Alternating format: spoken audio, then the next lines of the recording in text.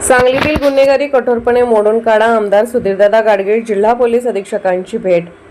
सांगली शहर आणि जिल्ह्यातील गुन्हेगारी कठोरपणे मोडून काढा, नागरिकांना दिलासा द्या अशी मागणी आमदार सुधीरदादा गाडगीळ यांनी आज केली।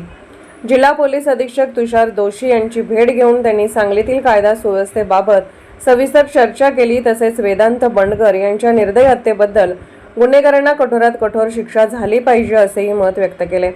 आमदार सुधीरदादा गाडगीळ यांनी पोलीस अधीक्षकांना निवेदन दिले, त्यांच्याशी सविस्तर चर्चा केली। त्यावेळी आमदार गाडगीळ म्हणाले, सांगली पोलीस दलाचा लौकिक चांगला आहे, त्या लौकिकाला साजेसे काम यापुढे घडले पाहिजे। वेदांत बंडगर याच्यासारख्या निष्पाप मुलाची हत्या सर्वांनाच धक्का देणारी आणि वेदना देणारी आहे।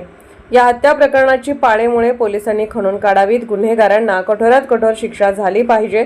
सराईत गुन्हेगार मोकाट सुटता कामा नये, जामिनावर सुटून अशा गुन्हेगारांनी गुन्हेगारी कारवाया करू नयेत, याकडे पोलिसांनी दक्षतेने लक्ष द्यावे।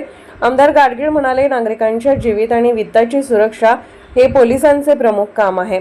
आमदार गाडगीळ यांनी स्पष्ट केले की पालकमंत्री चंद्रकांत दादा पाटील यांनी वेदांत बंडगर यांच्या खून प्रकरणातील दोषी गुन्हेगारांना मोका लावण्यात येणार असल्याचे सांगितले आहे।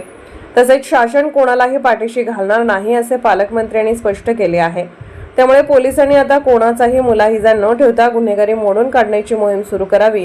जे पोलीस अधिकारी पोलीस नागरिकांच्या जीवित आणि वित्ताचे संरक्षण करण्याच्या बाबतीत चालढकल करतील त्यांच्यावरही तातडीने कारवाई करावी अशी मागणी आमदार गाडगीळ यांनी पोलीस अधीक्षकांकडे केली आहे।